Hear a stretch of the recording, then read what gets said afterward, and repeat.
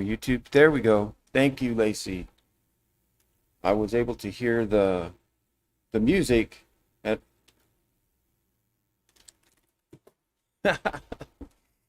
yeah, that was can I tell you audio. Woo, man, I tell you the worst things. Sorry, Aline. Yeah, I you got to mute this, unmute that, mute that, turn this up. Got Zoom, and so I'm asking everybody if they can hear me, and everybody on Zoom can hear me fine because that's a different audio going out. So everybody on audio on Zoom is going, yeah, we can hear you, and then I'm glad I have it set up the way I do because then Lacey, thank you very much. You were like, I can't hear you, so great. We're going to Acts chapter 5. We're going to be starting around verse 17 this morning. I'm going to chase a kind of rabbit off, squirrel off. What do you want to talk about? A little bit of a topic of looking at angels this morning. So, a little bit different than what you normally do, I guess, when it comes to, as we're going through as a text, because it's kind of one of the parts that are going to happen in this story of the arrest and the persecution of the apostles. But I thought it was interesting, and I just started studying it. And since I'm teaching a class, I guess I kind of get to do what I want, huh? But it actually does play a role if we think about. I think the reason that I started looking at it a little bit more was the fact that angels and how do they work today in the church, and so it is an important topic. It does apply, and of course we will go through, and I still want to look at the text that we're going to look at on the persecution and the arrest, and the conversations back and forth are amazing. When we look at Gamaliel, we have this character we're going to hear about, we know about, as well as the way that the apostles present themselves before the Sanhedrin. So we're going to, looks like we got wow, nice. Okay, we've got quite a good size class this morning, and you really don't have any idea how much it encourages me when I see the number of people joining the class. And I know that it's in the middle of the day, and some of you have other things that you could be doing. So but it really is encouraging to me, and especially when I'm sitting up here looking at these three screens and everything, and I don't really get to see you except for the people that are on Zoom. And Lacey, if you want to join us on Zoom, it's the exact same setup. If you want, you don't have to. I'm just glad to have you with us this morning. And if anybody does want to join us on Zoom, I don't pick on you too bad.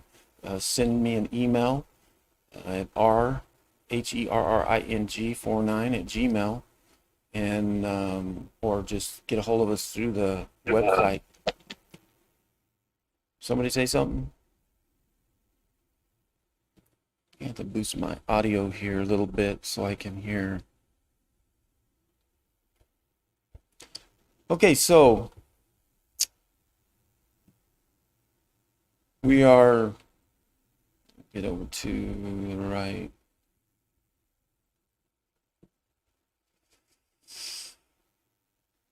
So this last week we looked at the continued growth in chapter 5. In the beginning of chapter 5, we saw that how the interaction of the church with one another and the importance of it, and how it described that they were united in heart, in spirit, showing the connectivity in an emotional, spiritual way that was very powerful. And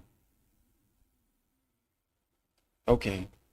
And so as we look at, I was just reading what Lacey said, no problem, I understand. And we look at the way that they were connected to one another was one of the greater, I think, aspects of the kingdom that we neglect to appreciate in today, and especially in our society today, when we have so many things that keep us apart but yet connected. Connected through all of our electronic devices, social media and such, but in a way we're apart because we don't see each other one-on-one, and there's such a huge difference between sitting there and seeing things electronically even like now, I mean, it's great, that I can see the people on Zoom and be able to see them, but being able to see real people and talk to them is just so much more important and powerful. And I think that today in our society, with the COVID and what has happened to us, it's kind of pulled us even further apart and more dependent upon electronic means, internet and social media platforms. And it has impacted the church. It has created a whole different way of the way that uh, members of churches are interacting with one another. And there's a big, I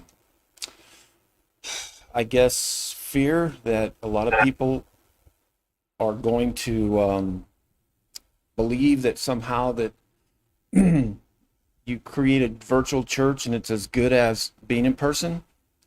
And I think that's a terrible thought because it's not a substitution. It's a means in order to continue when we can't be together, when we can't be together, and really even in the most trying times, unless you just literally had something physical going on that you could not be here, uh, really we could and we were able to continue to meet.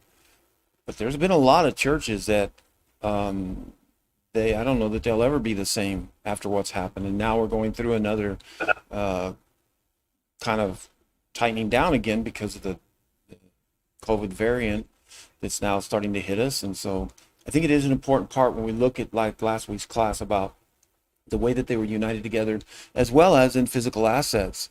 And it wasn't that they were, doing socialism, but it's the fact that they were sharing and having the ability and connectivity and willingness as one to just share whatever they needed. If you had a need and I was able to help you, I helped you. It wasn't a problem at all. And that is something very powerful. And that's one thing that you get to know one another one on one. You're able to see that and be able to then meet that need instead of waiting around for somebody to kind of tell you, or then you find out maybe in a more drastic situation where they're finally in extreme trouble. The part that was connecting those two together, though, in this thought of the church and the members of the church, was the idea the teaching continued, the testifying of the resurrection. And that I think was very interesting to me, that I think I have looked over, was the idea, the way that it described that with power and the teaching of the resurrection, because that's really what it's all about, is the resurrection, about our life after this death, that our body will die and cease to exist biologically, but what's going to happen to us. And we want to know and have confidence that we have the hope in a resurrection. If not, like Paul said, let's just eat, drink, and be merry, and let's forget about it. Let's just, don't do whatever you want to do. It doesn't matter. It's all going to be done and over with. And so the next part of this story, of the first part of 5, was an example, and a bad example of two individuals who were taking advantage of this, I guess, this beautiful. I have an echo. Do you guys have an echo? Suzanne says yes. I'm gonna figure out where that. Yeah, I hear it now and then. It just comes back at me. So I turn my mic down. Let me adjust something.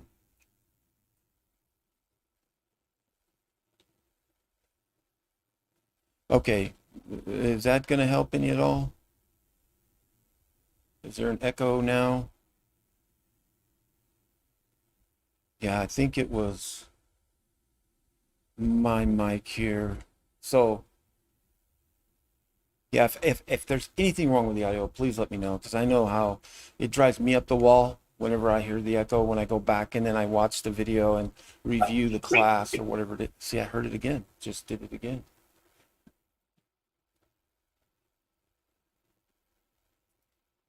I think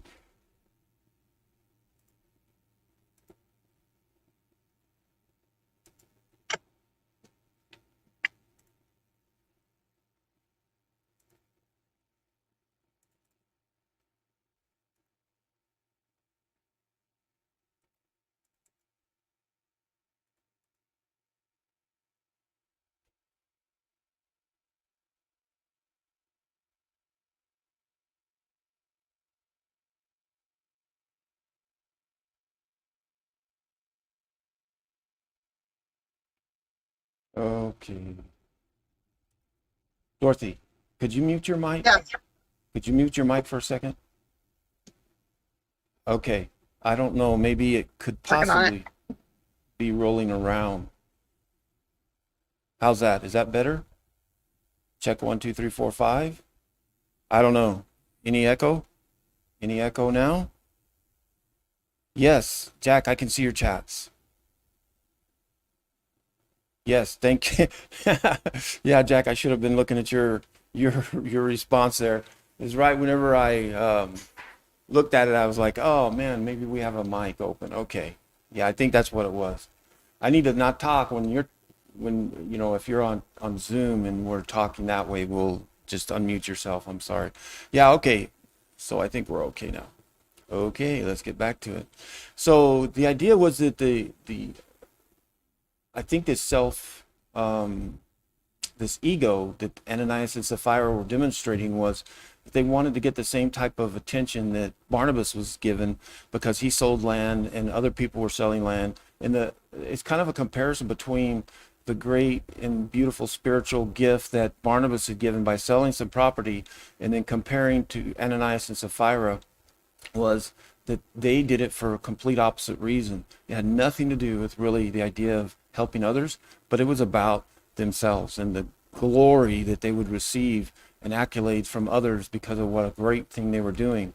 And it had dire consequences. It caused them, to die, to be struck down by the Holy Spirit. And one of the things that we brought out in that lesson is that it was the idea that wasn't lying about it to the apostles, was it? It was about lying to the Holy Spirit. And so the lesson for us today is watch our motive and understand that God knows our true motive in what we're doing. Now, he may not strike you dead, but it's just as bad and upsets God when he sees us lying and deceiving people with a different and a wrong motive there. So the persecution is building up. The problem with this is that the council, the Sanhedrin, doesn't know what to do with this teaching. And I thought about this, and I think that one of the things that's interesting is that this is kind of an evidence of the fact that there was something amazing occurred in Jerusalem over the past, 2 to 3 months, going back to the crucifixion of Jesus Christ and then the resurrection and that empty grave that they had to deal with and all that was happening. Remember that on that day that he was crucified, when he died, that the sun went dark in the middle of the day for 3 hours, that there was an earthquake, the temple veil tore, there were dead that raised and went back into the city of Jerusalem. So many things that were going on that is just unexplainable. There's no way that they can figure this out. And I think that's what's holding them back and causing them to hesitate than just completely attacking anyone who is saying that this Jesus is God. Because if none of that had occurred and he would have been truly just a criminal taken out and crucified, then I think they would have gone full force and tried to just eliminate any of this blasphemous stuff about this man Jesus from Nazareth. And so I think that's what is kind of tempering them from just full out persecution, but it's building. And we see this because in the first engagement with the Sanhedrin, and when they arrested them, and one of the things that they were trying to get him to do is just don't teach in the name of this Jesus. That's the problem, see, because he was very popular. And yeah, there was a moment where they stood in front of Pilate and they chanted, let's crucify him. But after the resurrection, and then especially after Pentecost, we find that they were very popular and that there was a lot of favor among the population. And this church, we're looking in the thousands now, thousands of people. And if they are living the gospel the way that Christians should be, it's having this amazing influence where people can see nothing wrong. They're not radicals. They're not terrorists. They're genuinely loving, forgiving, graceful, all those fruits of the Spirit that make people so beautiful and so difficult to hate is starting to just go throughout Jerusalem. And the Sanhedrin now remember, the Sanhedrin is the council. And the council is composed of Sadducees, Pharisees, the lawyers, and the scribes, which are the lawyers and scribes are a subset of the Pharisees. And so the Sadducees are the priests, and they are the ones that are serving the temple, and they have the law of Moses. But they become political and kind of money and materialistic, and so their motive is shifted. The Pharisees are, their power is out in the public, in the general public, in the synagogues is where their influence is. And they, because the scribes are also a part of the Sadducees, and they believe they understand the law better than the actual the priests themselves, because they watch the way that they're acting. So there's a diversity. So when I say Sanhedrin, understand that it's a diverse group of people. It's a council. It's kind of like the Supreme Court of Judaism. And so everything comes before the Sanhedrin. So if somebody's arrested out in Nazareth or Galilee or somewhere else and they're accused, the elders of that city would bring them in and judge them. But a lot of times it would come all the way up to the Sanhedrin. And of course, if you're Jerusalem, well, the Sanhedrin's right there. But so the Sanhedrin is something that is the conflict that's occurring. So it's a mixed group of the social political composite of the leadership of Jerusalem and really of all of Israel. So it's a slice of all of them combined. And so when we see this conflict building, you see the way that each one of those subcultures of the Sanhedrin are starting to interact with the gospel, and how do you deal with this gospel. And so as we begin, let's go ahead and let's read verses. We're in 5:17 and 18. But the high priest rose up, and all who were with him, that is, the party of the Sadducees, and filled with jealousy, they arrested the apostles and put them in public prison.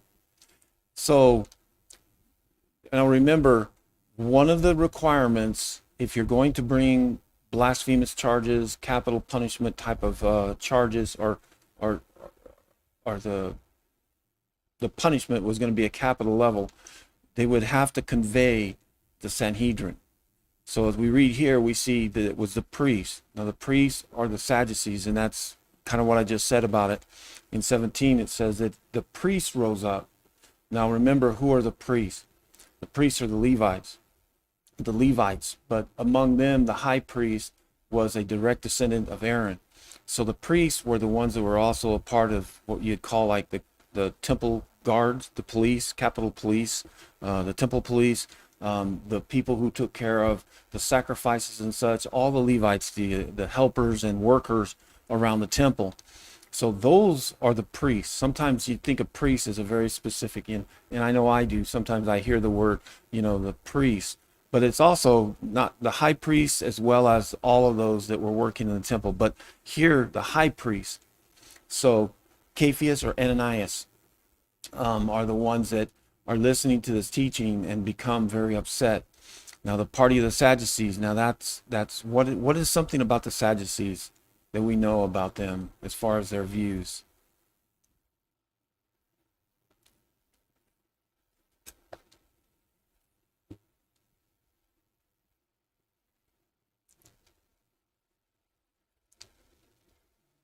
What do they believe as far as death? They believe in no resurrection.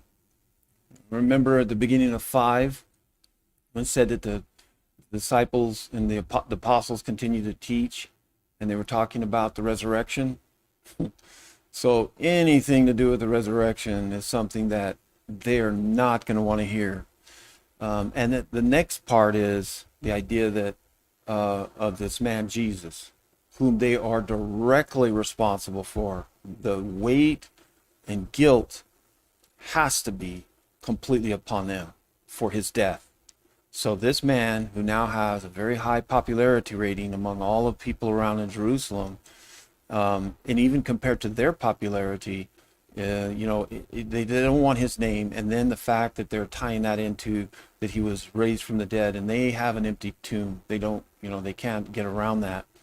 Something that I always thought was interesting was why they just didn't go get somebody to drag a body out into the public area that had been out for a while and say, we found it. We found this body, and this was the Jesus. And now I've heard some say, well, they wouldn't touch a body. No, they didn't have to touch a body. They could have had somebody else do this and they would be unclean. But it would have worked. I mean, it would have worked for some degree, that they could have stopped it and said, look, we caught these guys. I mean, they had no problem with setting up false charges. So it would have been easy to have a scapegoat and said, yeah, we caught these guys. They admitted that they're the ones. We caught them with the body, and that body there. Now it's all decayed and kind of, it doesn't, I can't really tell, but that's Jesus. That's him. There's nothing in the recording of the gospel. I think that if such a false type of accusation would have been brought, that it would have been recorded. Aline had said, and I'm going to try to interweave the chat into this and try to keep on top of all that's going on. Aline said, Jack said no resurrection. That's what the Sadducees, Lacey, and Jack says, I think it's interesting that the entire body went to personally escort them to jail, where all the soldiers or guard. Public show. Yes, I think that when you talk about the body, that the entire body went to personally escort them to jail. I don't know that when it says they rose up, I believe that it's referring to that they took action. I think that being in a high level of position, I think they let the dirty work be done left that down to the temple guards, because we know other accounts where the high priest would tell them and send the temple guards, because that was their law enforcement, to go and take care of actions that they didn't want to do, they would say. So I think that is kind of a figure of speech in the way of saying that they took action. They stood up and then they ordered their arrest. So that's a good question. And I think that would have been a public showing of the rejection. This is the second time as well that they've been brought before the council, but it's not slowing down. Because remember, the first time, even after when they healed the lame man, when they were walking in chapter 3, that the response was overwhelmingly positive, and a lot of people had joined the church and become Christians. So the popularity just continues to grow, and that was a public. When they went and grabbed them and pulled them into the council, the same type of situation. Now here they get them, but apparently they're not able to carry out the law in the way that it should be, and that is that they hold them overnight, because they have to convene the Sanhedrin. So the Sadducees are the ones that arrest them, put them inside the public jail, which is inside an area in the courtyard of the temple, until they can convene. So yeah, that was a good question there. So you can see that this is like a city within a city. If you look at the size of the temple that Herod built, and you look at the courtyards, I mean, it's massive. And there was a lot of functions that were very unique. So it's like I said, the temple was like a city within a city. And those who were living there and all the activity, and it was a very busy complex that was going on around, and thousands of people. I heard one estimate that it could hold up to nearly 100,000 people. I don't know. I mean, I read that and I was like, wow, I guess I just don't have a grasp of how large the temple was. So, but that doesn't stop them. So during the night, starting in verse 19 and 20, but during the night, an angel of the Lord opened the prison doors and brought them out, and said, go and stand in the temple and speak to the people all the words of this life. And now I'm using the ESV translation, the English Standard Translation, and I like it. I think it's a very solid translation going to the manuscripts and such, but it also helps to articulate a little proper in the way that we speak too. The NIV is very common language, and it really is, despite some of its bad rap, it is a solid translation. It's a good Bible. But so in the middle of the night, we see that the angel of the Lord. So this is where we start. We're going to start to look at the idea of angels. And I thought it was very interesting that how it was very ironic that the apostles were set free by an angel, and they were also arrested because of the resurrection. Two things that the Sadducees completely did not agree with. And so there's two things that the Sadducees, that they're so opposed to believe, which I think is crazy, because the angel of the Lord appears so many times in the Old Testament. Now, when we say Old Testament to us, it's not the same. So when I say the Old Testament, is the Sadducees recognize the first 5 books, and so they had basically the core: Deuteronomy, Exodus, Genesis, the books that Moses had wrote. But even in those that they had at that time were just full of encounters of angels. And so if we go all the way back to Genesis, we see where the idea of the angel of the Lord. Now we're going to talk about this idea of the title, the angel of the Lord, because we have a couple of thoughts about when you title it and you say angel of the Lord or an angel, and what is the difference. But these are examples here of where we see the description of the of angels with that, and I'll talk about the angel of the Lord title itself. But here we see in the very first encounter in the Bible, in Genesis in 3:24, where God put a cherubim, an angel basically, standing between man and access to the garden. And we also then see where, when the Ark of the Covenant is built, that cherubims, angels, were basically, he was instructed to build them. And reading in verse 9, it says, and make one cherubim on one end and one cherubim on the other end. Of one piece with the mercy seat you shall make the cherubim on its 2 ends. The cherubim will spread out their wings above, overshadowing the mercy seat with their wings, their faces one to another. Toward the mercy seat shall the faces of the cherubim be. And if you look at that picture there, it just basically kind of shows 2 cherubims or angels, kind of facing each other, and then their wings are coming out and reaching over. And where the in between, where those wings are extending towards each other, is considered the mercy seat underneath. So have you ever wondered where we get this idea of angels and wings?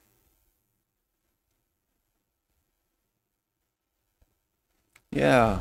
We see pictures, and we're always, I don't know, I know for myself, it's always bothered me, the depiction of angels, when we had no photographs, we don't have any idea of exactly how they looked, and yet we always have these pictures of angels, and so wings was one but we have examples of, like right here, where with the instruction coming from God, describing the cherubim and how that they were to be having wings.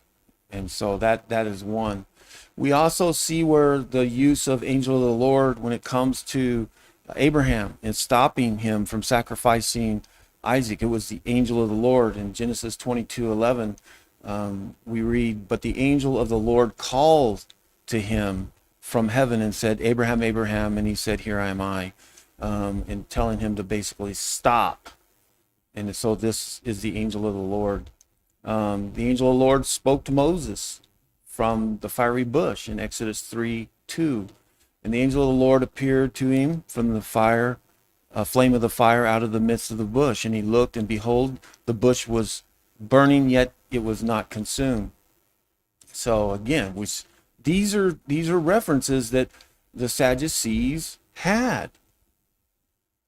I still blows my mind that they did not believe in angels, and to not believe in the resurrection makes really everything kind of hopeless.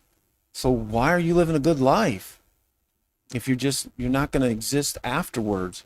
I think that's the whole foundation of our faith today. And I would think that any person who was, trying to please Yahweh would want was in existence afterwards. So I've never been able to find a source as to why the Pharisees had developed this philosophy. One of the greatest pictures that I have always loved is Isaiah.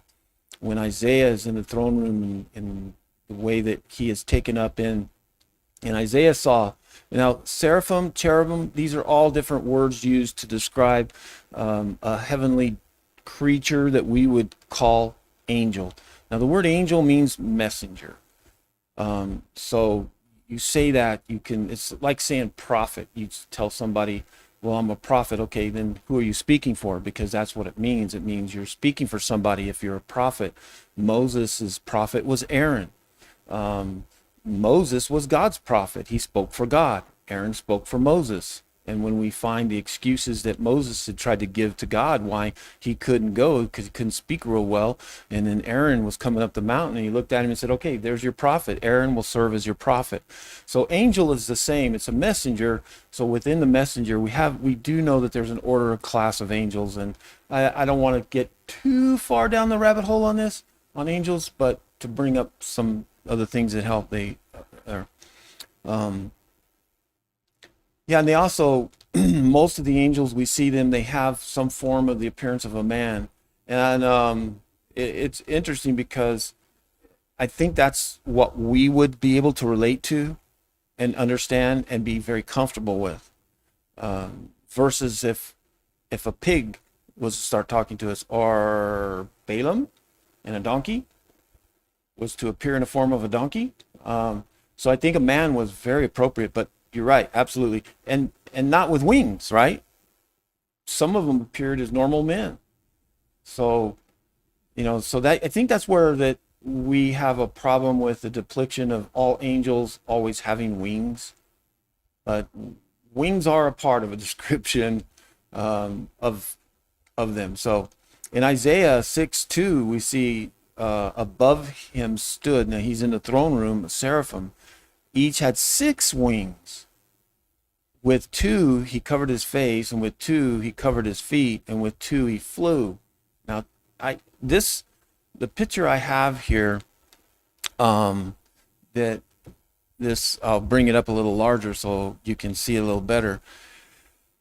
I have no idea. I mean, sometimes the description of heavenly beings, I've just never been able to really comprehend how it would function, and I'm not smart enough to figure out why each set of these wings were necessarily covering what part, but I think that's the best that you could do in order to bring it into the language to express it to us that have not witnessed that dimension. So but again, we do see that here, the role again of angels in there. And in verses 3-6 in Isaiah 6, this is something of the action of what they were saying. One of the other called and said, holy, holy, holy, the Lord of hosts is holy. Sorry. The Lord of hosts. The whole earth is full of his glory, and the foundations of the thresholds shook at the voice of him who called, and the whole house was filled with smoke. And I said, woe is me, for I am lost, for I am a man of unclean lips, and I dwell in the midst of people unclean lips. For my eyes have seen the King, the Lord of hosts. Then one of the seraphim flew to me, having in his hand a burning coal, and he had taken with tongs from the altar, and he touched my mouth and said, behold, this has touched your lips. Your guilt is taken away, and your sin atoned for. So, they have an independent character and actions. They're not something that is not real. It's something that is real. Eileen says the angels were described by humans in terms they understood. Terms came from languages, but probably the visages were incomprehensible. I completely agree. This is something that I learned in trying to for us to comprehend another dimension, another universe, another level of existence, we've never been there. And so that is so true when we're trying it, and I think it's the best. And so for us to overthink it sometimes, I think God has done a great job. We get it. He uses humans because that's something that we're comfortable with. The wings, as far as flight, that is something that makes it supernatural. I mean, it's human, but yet it's not. It's something as well that is an attention getter. If you think about the idea of that's a lot of times was to get our attention, to understand that what was being spoken to us by a messenger, i.e. an angel, was coming from God. So I'm going to move through some examples of some angels that we have encountered with, experiences of angels. And the first one that I thought was very interesting is Hagar. If you'll remember Hagar, when she fled and she was in the wilderness, that she was an angel of the Lord appeared to her and basically tells her she needs to return. But what is interesting is in the usage of his language, and this is where the specific usage of the angel of the Lord becomes interesting, I will say. If you look at the term angel of the Lord in the Old Testament versus angel of the Lord in the New Testament, it is different. And I've been taught, and I looked it up in the studying that as far as way I can understand it, it's been presented to me as the Old Testament angel of the Lord was God the Son. And because of the way that the angel of the Lord in different encounters would speak. And the first one was with Hagar, where the angel of the Lord in this situation says that I will give your descendants, that this child that she was going to have was going to have basically turn into a kingdom within that genealogy. But he says, I will. Another one is the angel of the Lord that appears in the burning bush, that it tends to represent as if it's a part of the Godhead. Also, when God tells him that Moses, that he's going to guide them, that he uses the word the angel of the Lord, and it seems to then towards a part of the Godhead. So the idea has been that this must be God the Son. And we understand that before his birth, he didn't have a proper name. He didn't exist in human form. So we have to say that, that references, if we're believing that it is a part of the Godhead, and it would be then God the Son, then that would have to be Jesus. That was Jesus in these references, that here, like with Hagar, the angel of the Lord, if it's Jesus, then that's Jesus that's talking to her, which is amazing. I mean, when you start then pulling all of these references that we're going to use here in the Old Testament and say that the angel of the Lord was Jesus, there's what he was doing. You always wonder, well, he was just kind of this silent partner of the Godhead. You have God Father, God Son, God Spirit, and we see, the words of the Spirit of the Lord, hovering over and during creation and such, but God's Son specifically, it's like, where is he? So, and using the idea of these encounters as they're recorded, it seems that this angel of the Lord at times is speaking as if he is a part of the Godhead. So I'm not going to necessarily disprove that or try to reject it, but it does become a problem when you start to then look at the exact same usage in the New Testament. And we'll go on, and I'll bring those up because some of those are the examples I'm going to use. We see Jacob, he wrestled with the angel of the Lord. Balaam, remember the donkey, and then the donkey was able to look and see the angel of the Lord standing there with a sword, and he's trying to get away from him and move around. Gideon, and the experience he has that motivates him into his action is use the reference of the angel of the Lord appearing to him. The parents of Samson, again, that same usage, angel of the Lord. David, after he had committed a grievous sin of counting and having a census done, and it angered the Lord, he gave him options of basically he was going to punish him and punish basically the nation. And one of the ones that he chose was destruction, punishment, and death. And so the angel of the Lord is the one that was coming through and striking down people and killing them. And David goes out and then he basically intercedes, but it's again the reference of the angel of the Lord. Elijah, after he had had such an amazing victory over all the prophets of Baal, and he's running and fleeing and depressed, and he's exhausted and nearly he basically is resting because he's collapsing from exhaustion and he's dehydrating. It's an angel of the Lord that appears and encourages him. It says the angel of the Lord. Daniel, we find that when he's down in the lion's den, that it's the angel of the Lord that was with him. Joseph and Mary. Now this is where we come into the New Testament. So all of those in the Old Testament, I mean, it's exciting, and it does seem that the angel does at times speak as if he is a part of the Godhead. But then when we come to the use of the angel of the Lord in the New Testament, it becomes a little more complicated. Because Joseph and Mary, it is an angel of the Lord that appears. Now Luke, though, he says his name. He says he's Gabriel. So now we have a name, and it's not Jesus.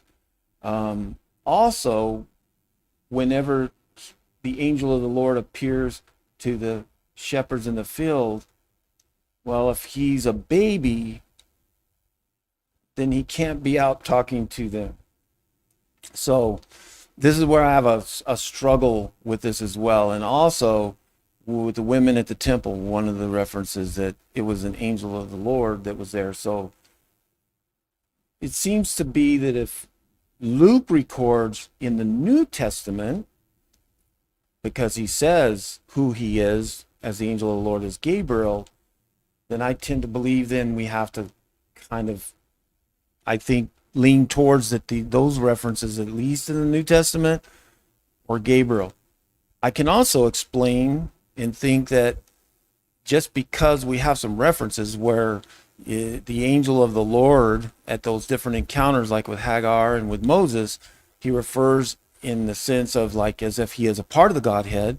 Well, that's a direct message. So maybe he's just verbally saying it exactly the way that God the Father is speaking. There's nothing to get wrapped around the axle about. I think what is important is that look at the actions. If we look at the actions of angels, what are they doing today? And that's I'm asking, when we think about it.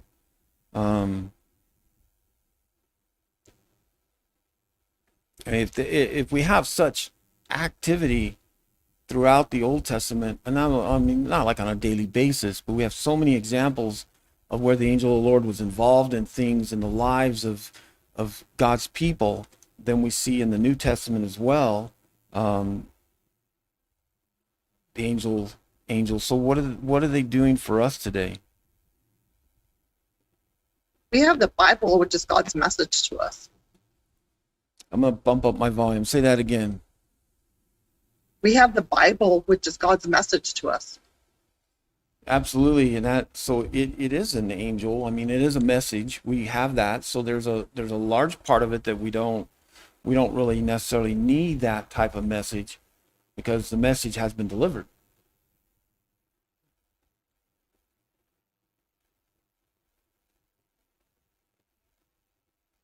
Any other thoughts on it, or?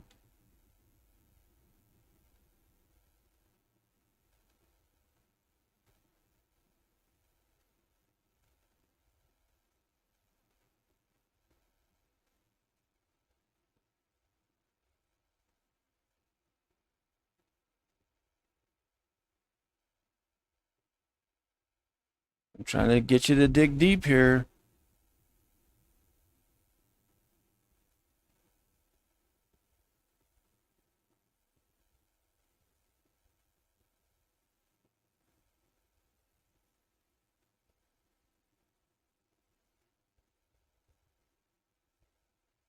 No other thoughts about it? So, what does our society look at angels? How are they viewed today?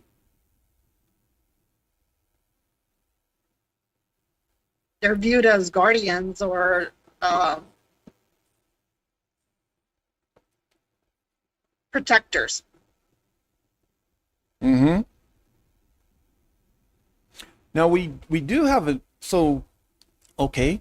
So we said the word angel means messenger, but what are some of the things that we know about angels have done?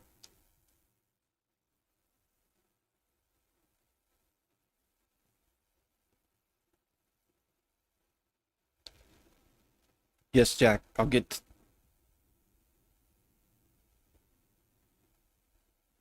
What are some of the things that angels do? Well, you have the archangels, which were warriors. Mm-hmm. So they weren't just messengers, right? Is that something we can say?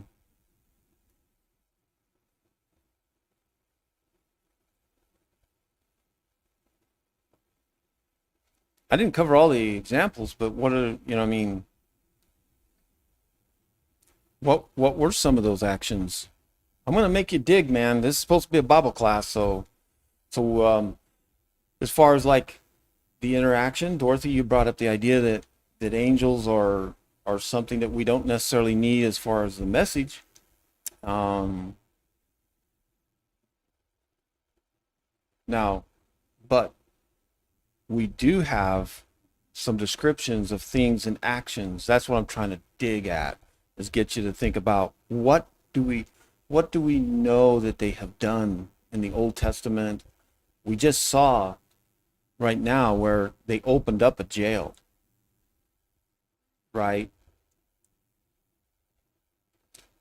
So, and brought a message.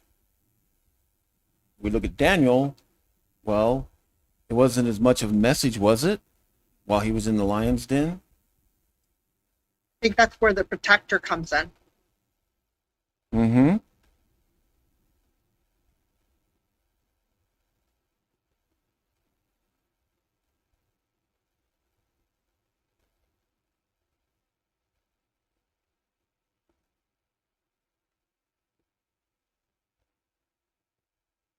I know you're having some thoughts out there.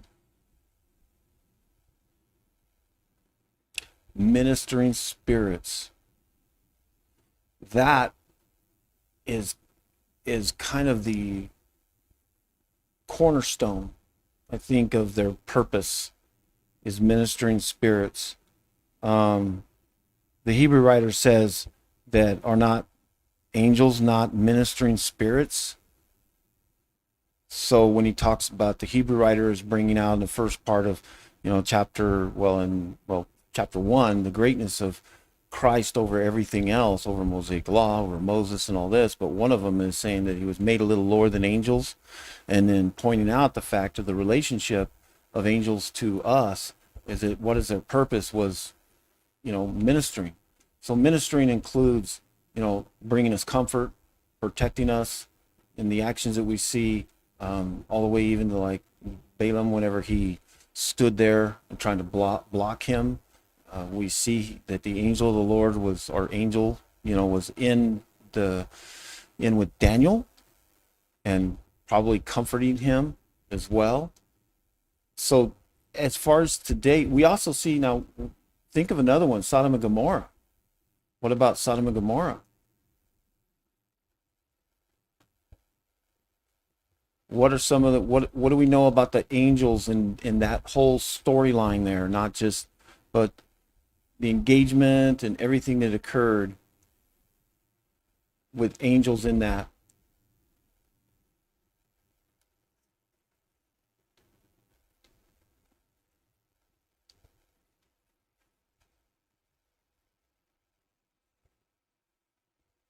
And while you're thinking about that and I'm waiting for you to respond. Jack brought up Hebrews 13:2, where he talks about being careful about, you might be entertaining angels that you're not aware of. Which, isn't that a little frightening? So Jack says, the angel's message to Mary. Yeah, the message that bringing messages.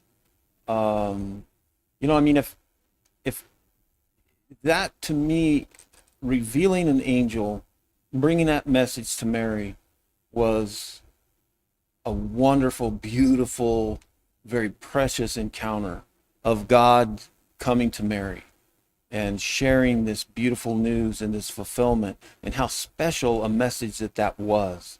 I mean, from a heavenly point of view, that's what all of it's been about. is to get to the point where God is finally going to be able to have a permanent, beautiful solution to our problem of sin. And then the angel taking that message as well to Ananias. And when when John the Baptist is fathered. But we find that looking at like Sodom and Gomorrah, we see where that the angels there had come to Abraham first. And when they were with Abraham, they brought him a message, didn't they? They brought him a message about the fact that he was going to be a father. He was going to have that child. He also had this conversation with the angels. Now, and that angel of the Lord there, again, depending on who we believe he was, it seems to be a higher level of an angel. And he's having a conversation with him about how many people are righteous in the city, whether they were going to destroy it. So there was a duality there of those angels making the appearance to Abraham and letting him know what they were doing, but also then bringing them the news and confirmation that he was going to have that promise fulfilled. And then they go to Sodom and Gomorrah, and guess who they approach? They go to Ananias. I'm sorry. I just brain locked his name out.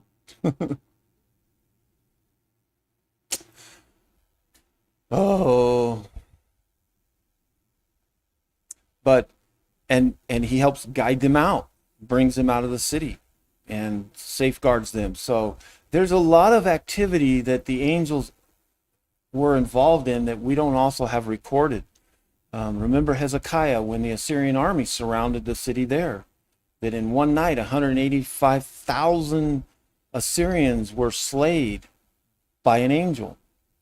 We see it's just that they haven't gone into hibernation.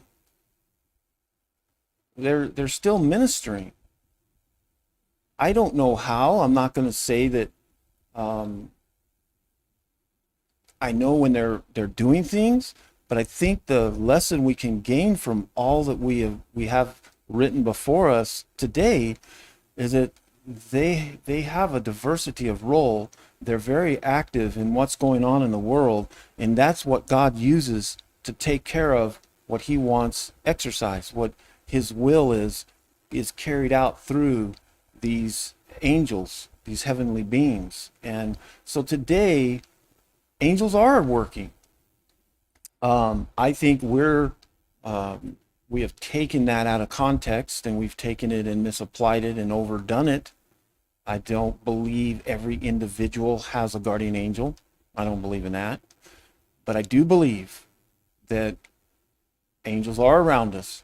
And like Jack brought up, and I'll bring that up again, is in Hebrews 13:2. I think that is very powerful that the Hebrew writer mentions in going over there to Hebrews 13:2. And the way he says this is he's not saying it as if it's somehow a past deal. But look what he says. He says, I'm going to start reading in 1. Let brotherly love continue. Do not neglect to show hospitality to strangers, for thereby some have entertained angels unawares. So does that mean that we could be today?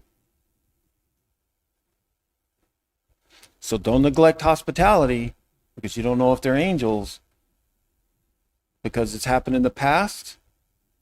Is this something that he just using an example that, okay, it can't happen again? No, I think he's saying there. I mean, and it's kind of frightening, and I don't know, I don't know if I've entertained angels. But it is something that I think helps show that angels are very alive and active in our lives today. And the Hebrew writer at the beginning of this book, I think, is so wonderful because it gives me comfort to believe that these angels as well are also ministering to us. That's their purpose. One of their biggest purposes for.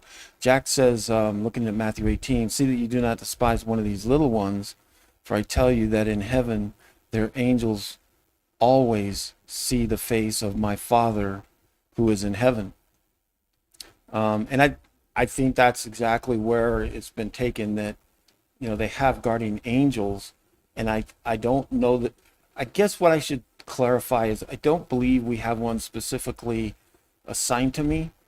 Maybe I'm wrong. I don't know.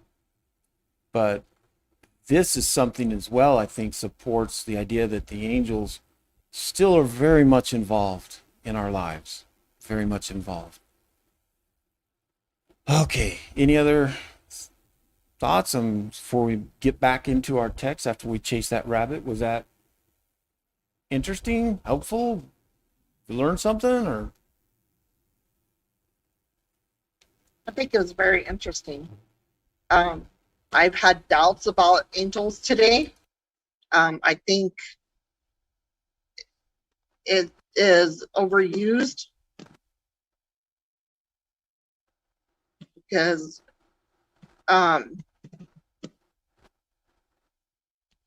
people talk about angels as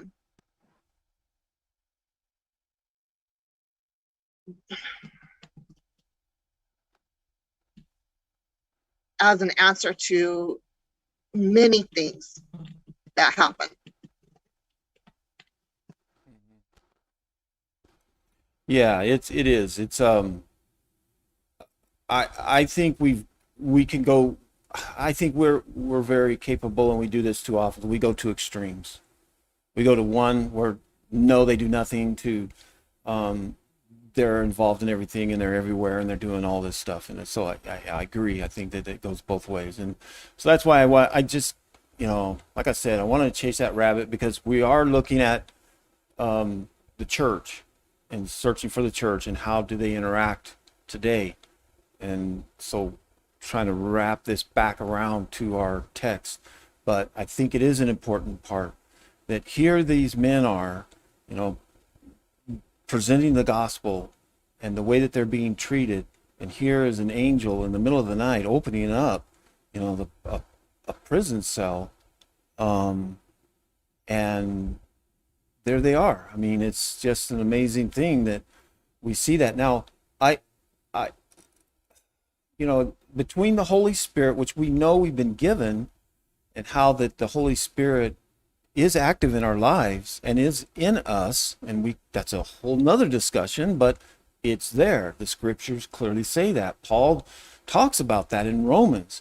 Don't know how it all works, but it's there and it works. And here with these apostles, we see it very open, and we know because that's pretty obvious when an angel is physically there with him and it opens up. But I think that that's a part of the providential care God is giving to us. And when we're speaking for the truth and we're representing the truth, that's something we need to hold fast to and understand. We're not alone. We're not alone. That God is going to take care of us. And don't feel like that you're just hung out.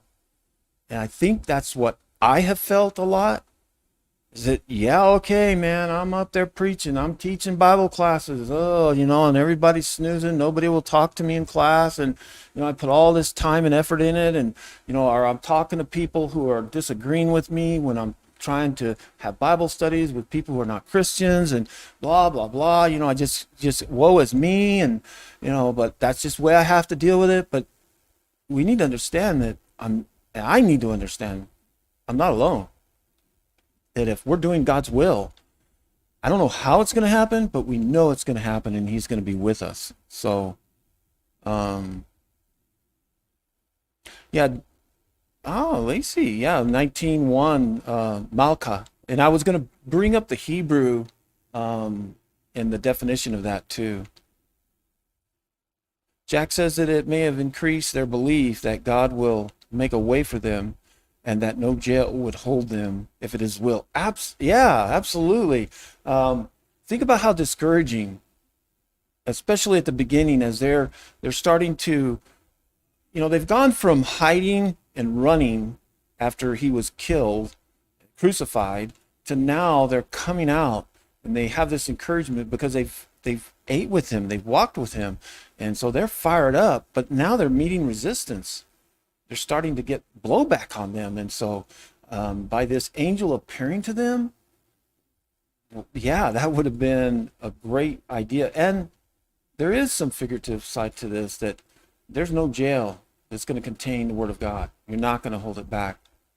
And so the angel opens up and he says to them, during the night, the angel of the Lord opened the prison and the doors and brought him out. And he said, go and stand in the temple and speak to the people all the words of life. And when they heard this, they entered the temple at daybreak and they began to teach.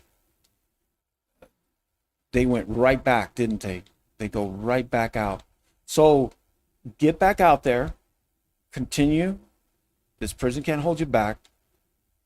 But listen to that. Words of life. Remember in the beginning of the chapter, it says they were talking about resurrection. So I think that resurrection, life, words of life, it's what it's about. When I think about this more and more. So in 22 and 25, the response of what happens when they come to go get him. Let's read that. But when the officers came, they did not find him in prison, so they returned and reported, we found the prison securely locked and the guards standing at the doors, but when we opened them, we found no one inside. Now when the captain of the temple and the chief priests heard these words, they were greatly perplexed about them, wondering what this would come, what would it come to. It wasn't something they were used to, people being able to just break out of this. And the other thing is, criminals in other societies could escape and hide and such, but it was a little different when you have a theocracy. When you're talking about people who are being brought up on charges and stuff, and it was just unheard of for people to just be able to escape, or people break in to the temple and then break people out. So it's kind of a shocker and a wake up as well. You can't contain it. So the message to the apostles are, get out there, keep teaching the words of life. You're not going to be held back. But to those, the Sanhedrin, Sadducees, Pharisees, all of them, it's like, how could they have been able to escape away from that? And so they come back. Some people come in verse 25, and someone came and told them, look, the men whom you put in prison are standing in the temple and teaching the people. They didn't go hide, did they? Most people who escape from jail, they go right outside, the county jail, and sit there and hang out. If they're guilty, they're running. They're not.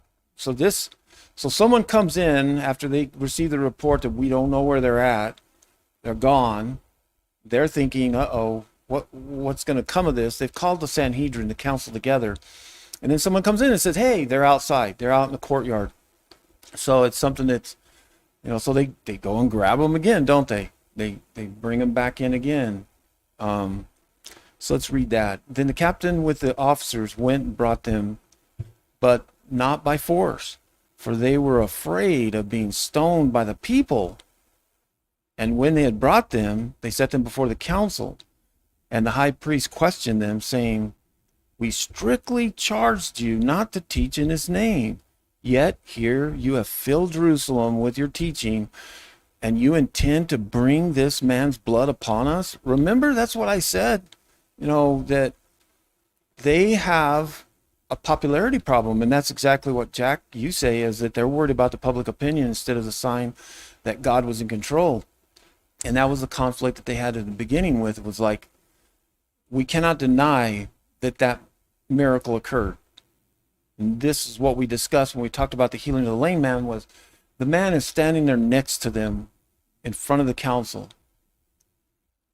How can you explain that away?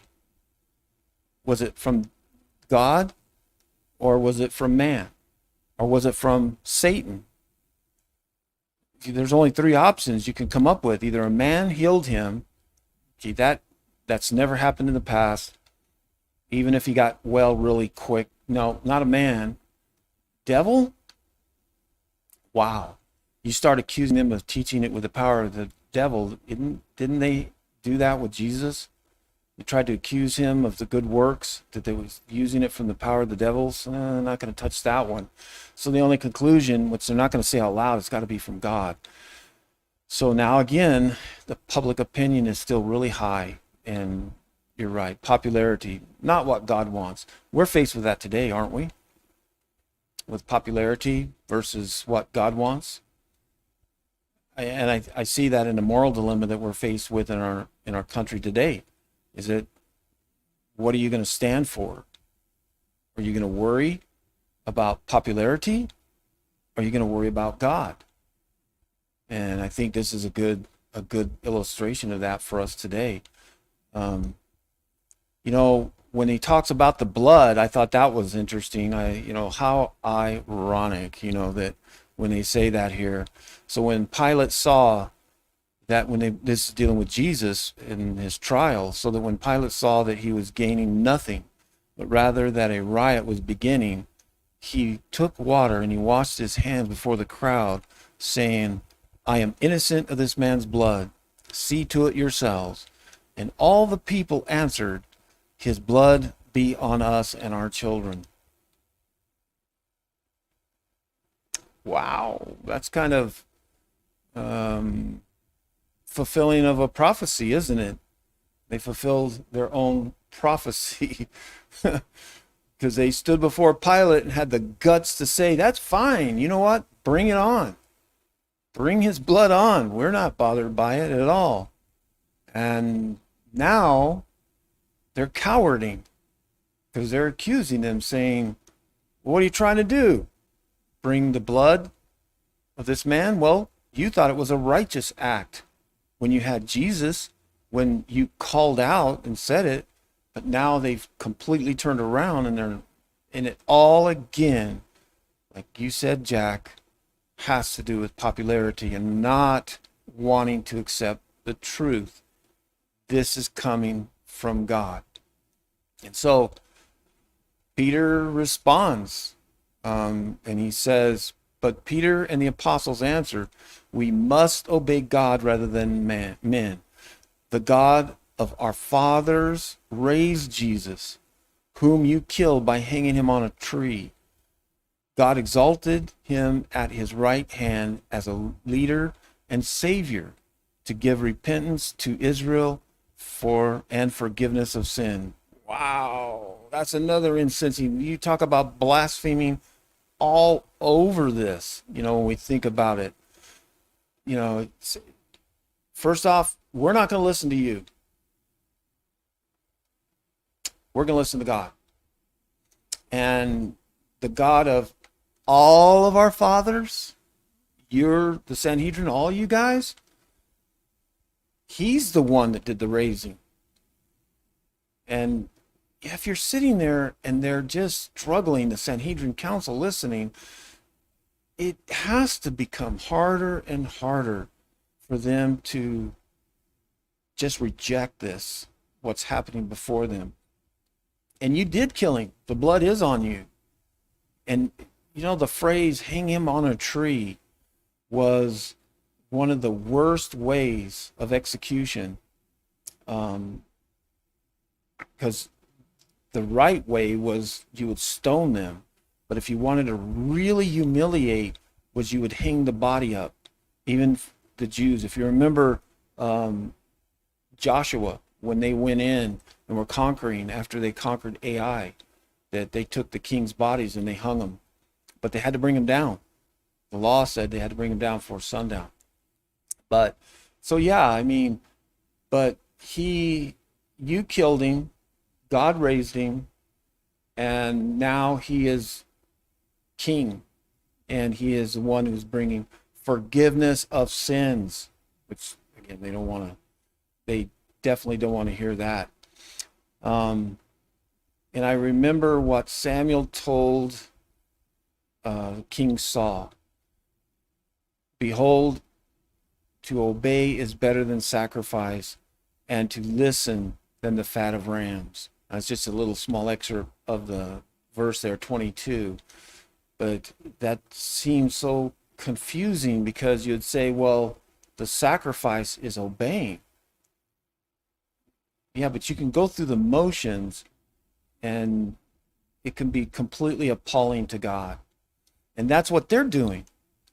They're going through the motions, but there's absolutely nothing spiritual about what they're trying to do and trying to please God. It has nothing to do with that at all. Compare and contrast when we think about the way that they're receiving the same message to the day of Pentecost. In the day of Pentecost, we see that in Acts 2:37, now when they heard this, they were cut to the heart and said to Peter and the rest of the apostles, brothers, what shall we do? What a difference. They heard the same message. It shows you that no matter how straightforward God's word is, the different responses that people have and what they're going to do. So now we come to the dilemma of what are we going to do with this situation? And Gamaliel stands up and he talks. But a Pharisee in the council named Gamaliel, a teacher of the law held in honor by all the people, stood up and gave orders to put the men outside for a little while. And he said to them, men of Israel, take care of what you are about to do with these men. Be careful. So he does this in private. It also shows some wisdom. Instead of trying to embarrass and humiliate the council in front of these men in which they're trying, but to take them and privately give them this advice. Be careful what you're fixing to do with these men. And then he gives them a historical reference of what had occurred. He said, for before these days, Theudas rose up, claiming to be somebody, and a number of men, about 400, joined him. He was killed, and all who followed him were dispersed and came to nothing. After him, Judas, the Galilean, rose up in the days of the census and drew away some of the people after him. He too perished, and all who followed him were scattered.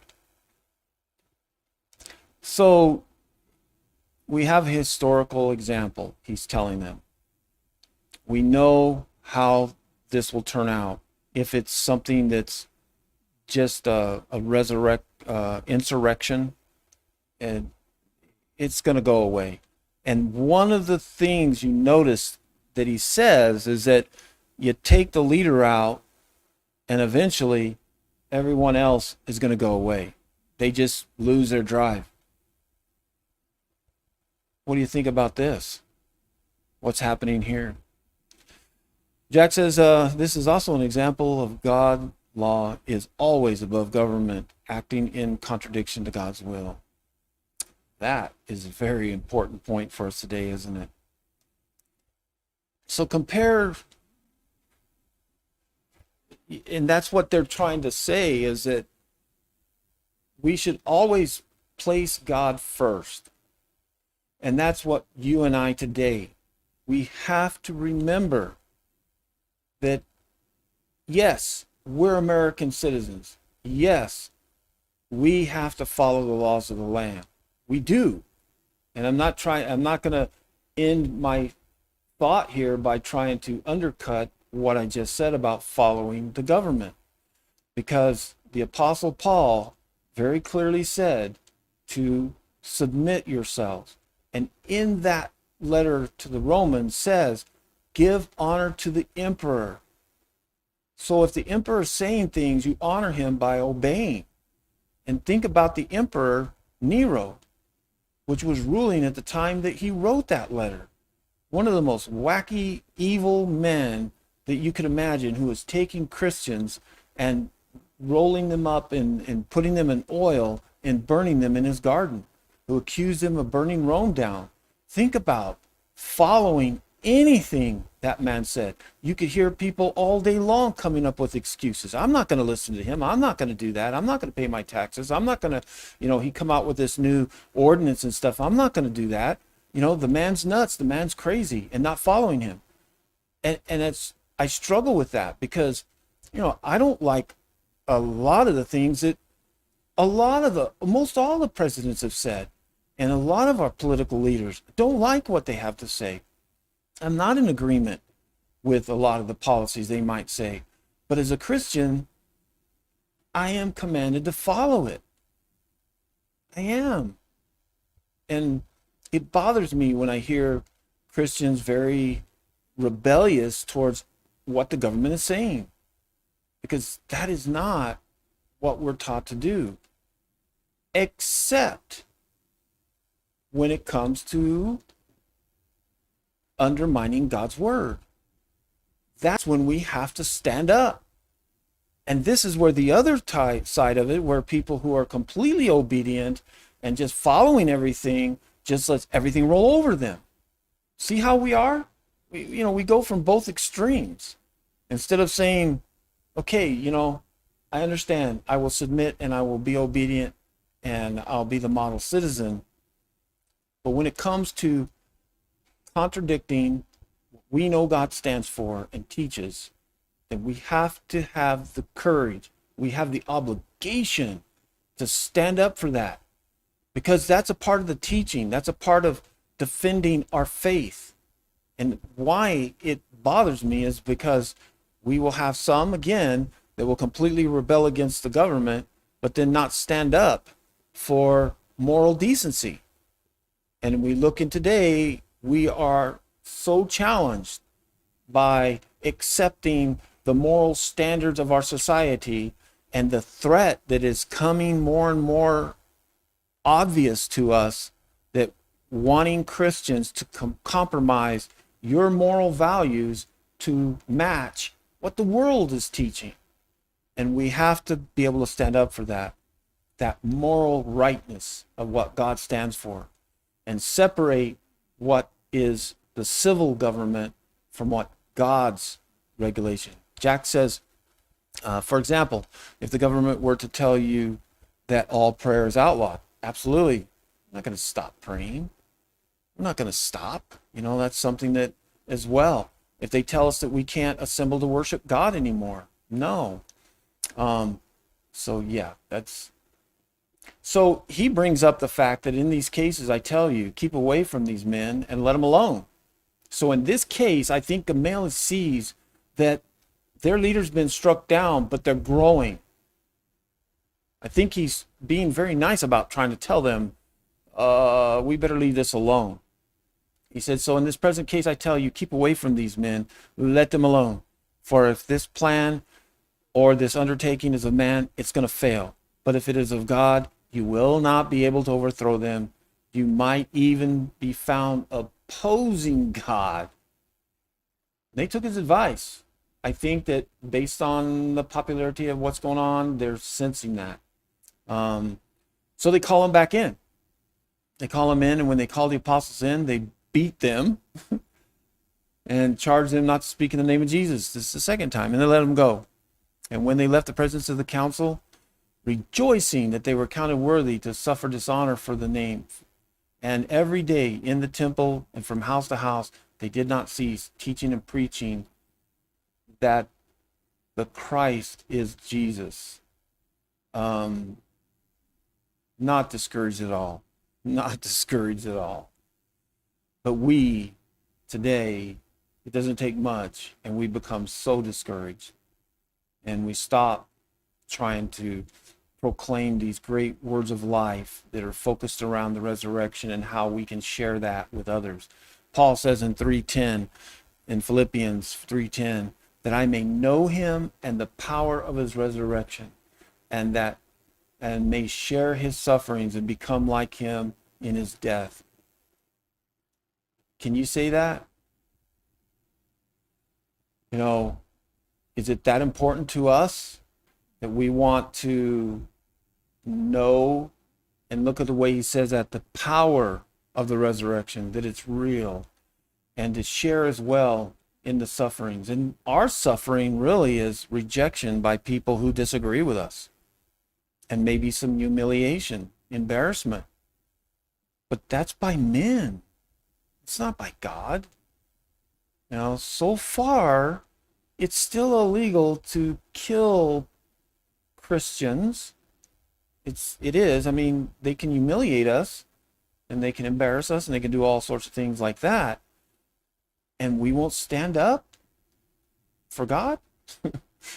And we're not sharing with him.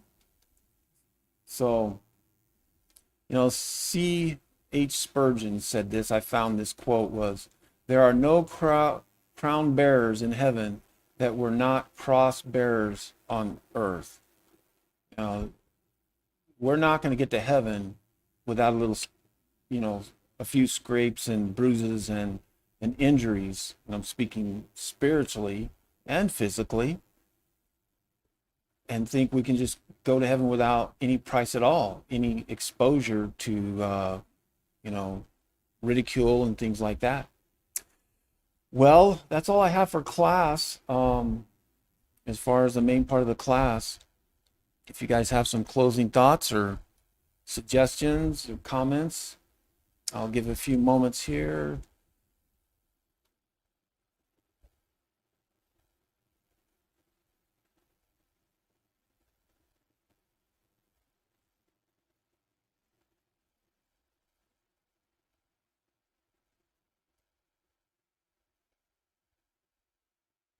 Well,